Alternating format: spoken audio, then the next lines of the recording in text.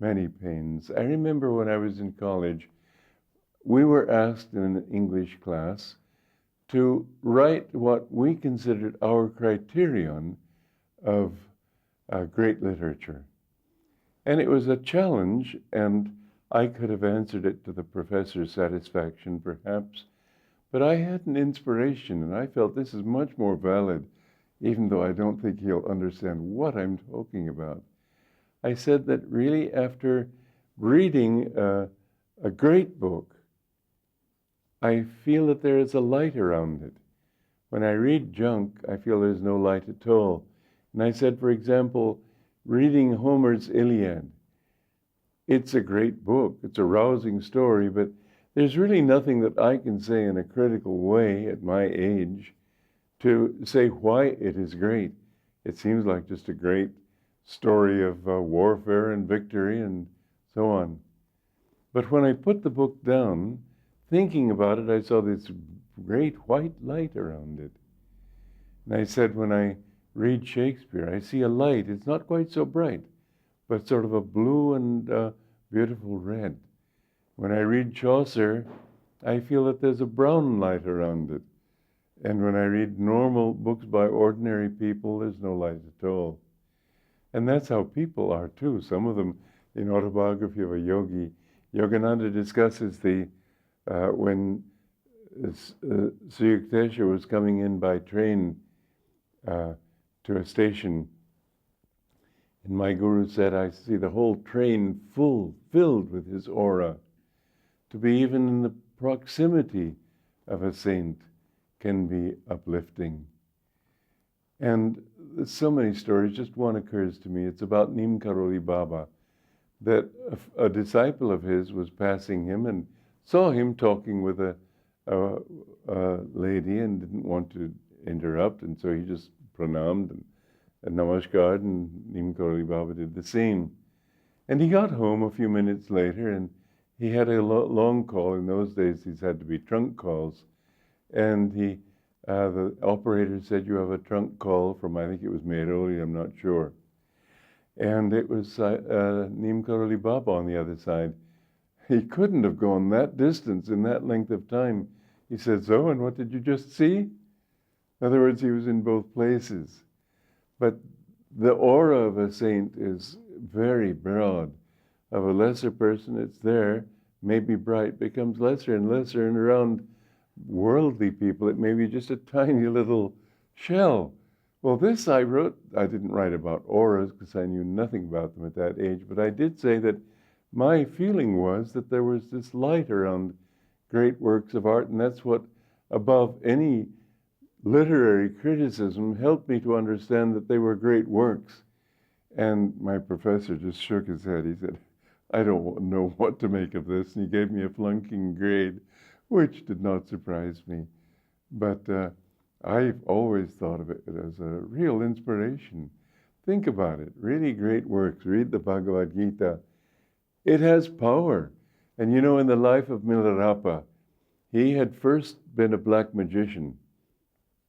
And then he understood what terrible karma he had accrued in learning black magic just to satisfy his mother's desire for vengeance. And he felt that I'm going to suffer for incarnations. And so he went to, finally met his true guru, Guru Marpa. And he had his books there, spiritual and also the black magic. And Guru Marpa said, take those books out of here. Because he could see a black aura around the black magic books. He wouldn't even teach him with those things. So even the books themselves have aura. When I found Autobiography of a Yogi, just picking it up and feeling it, I knew nothing about vibrations, but it just felt good. So what you should do is try to be a cup of joy out of which God can drink.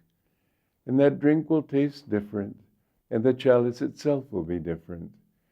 But God loves joy in all these forms because it's His joy in manifestation. In itself, it's ever new anyway.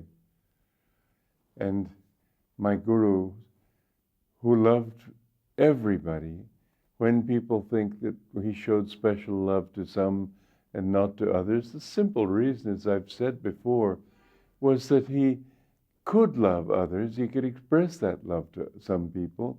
He could not express it to others. I remember there was one couple he was drawing into the work with much love.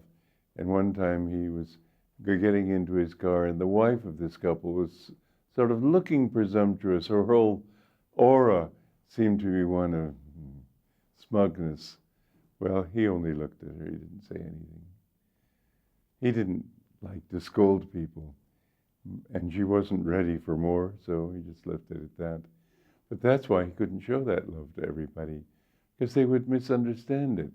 And in fact, there are some of his disciples today who say, well, I was with him longer, he showed me more love. He showed everybody that same love. It's a great mistake people make. I know that when I would visit Anandamayi Ma, she was much more public than my guru was in his last years, at least more public when I knew her. And I noticed people were saying, oh, and she saw so-and-so today, and oh, he must be specially blessed. It's just a misunderstanding. What makes these saints so beautiful in their love is that it is not outward, it is inward.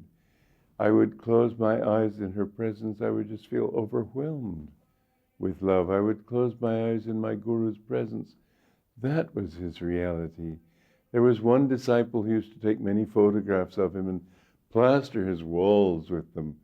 And my guru said to him one time, why are you always taking pictures of this sack of bones? He said, get to know me in meditation if you want to know who I really am. And indeed, getting to know him in meditation there was an unchanging love and joy. People who think they knew him and had figured him out outwardly didn't have any idea. But he sought to drink the Divine Mother's love through all. And that is what made him a true guru, that he didn't think of himself as the guru. He said, God is the guru. You are his disciples. He was serving Divine Mother as her instrument.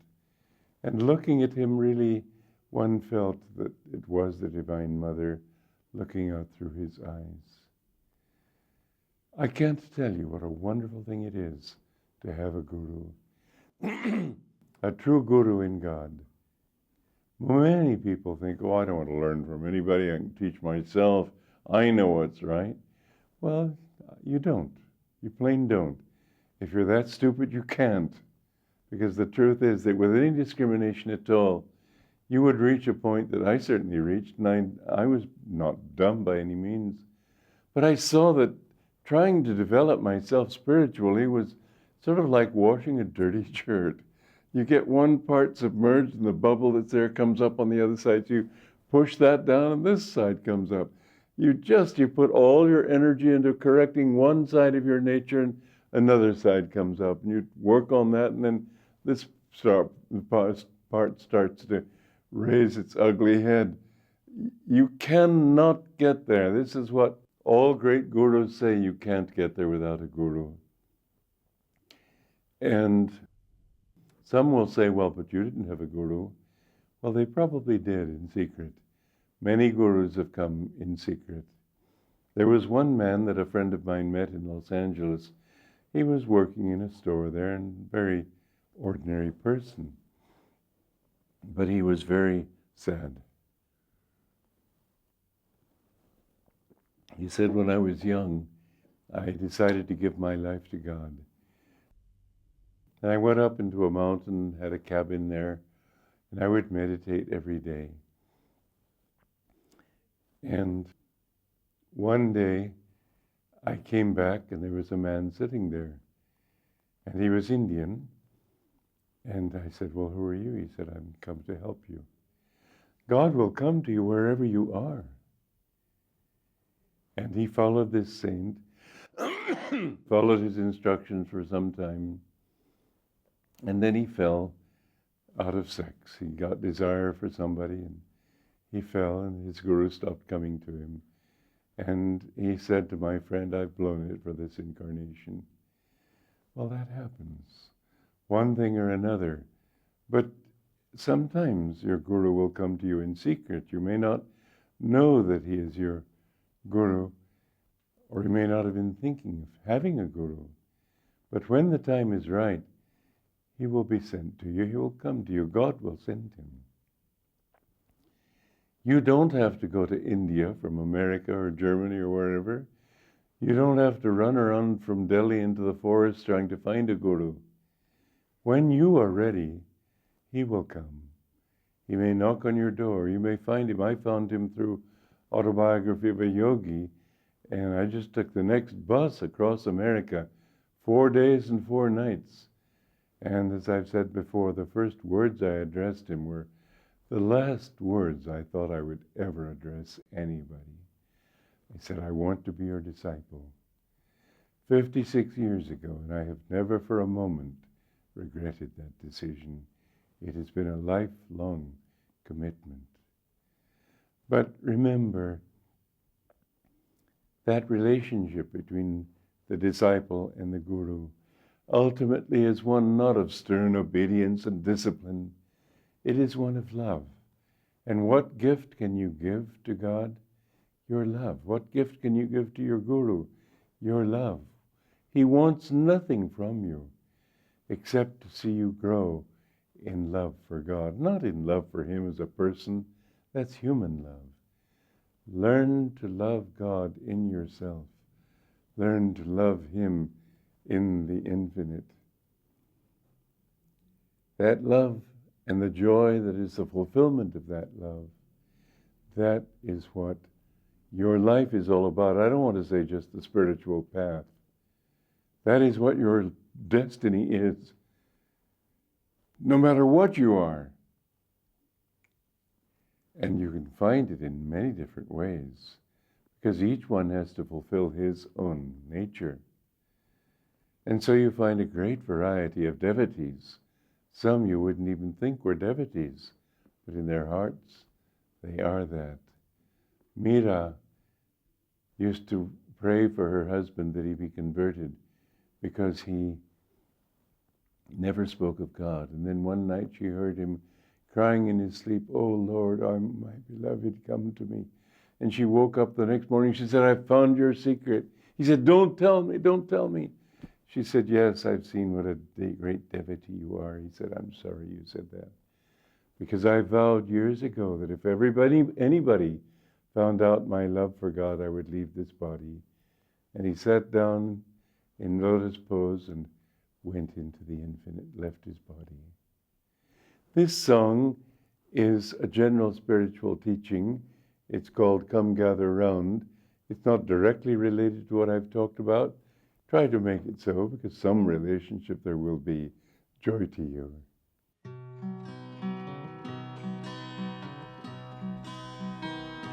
Come gather round, let joy sing out today. Dawn now is breaking, and the mountains say, it's only light can make the darkness run. Lift up your head, greet the rising sun. Greet the rising sun. Some people think to harvest happiness by weeding troubles, easing every stress. The trouble is that troubles never end. Get rid of one, and you face its friend. And you face its friend. It's in your heart. The songs of joy resound. You'll hear but echoes in the world around. Wind on a hill sounds lonely if if you're sad, free if you're free, cheerful if you're glad, cheerful if you're glad. Friends, come with me, we'll chant of battles won, shots not of anger, joy will be our gun. Before the light, the veils of sorrow rend, in inner freedom.